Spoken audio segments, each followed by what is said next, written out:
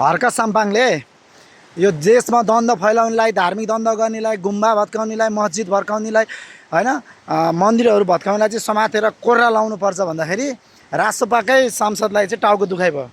यो चाहिँ अब रेकर्डबाट हटाइयोस् रे।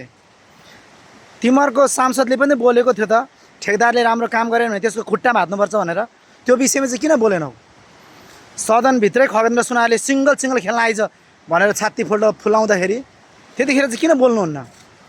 ए बाबा, हर्कले त राम्रो भनेको क्या, यस्तो काम गर्नेलाई, यस्तो द्वन्द्व फैलाउनेलाई, देशमा धार्मिक युद्ध गराउनेलाई, चर्च मठ मन्दिरहरू, गुम्बा मस्जिद मन्दिर भत्काउनेहरूलाई चाहिँ समातेर कोर्रा हान्नुपर्छ भन्नु खोजेको। यसलाई चाहिँ कडाभन्दा कडा सजाय गर्नुपर्छ भनेको।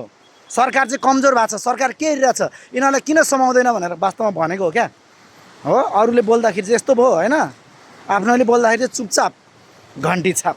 वाह वाह वाह।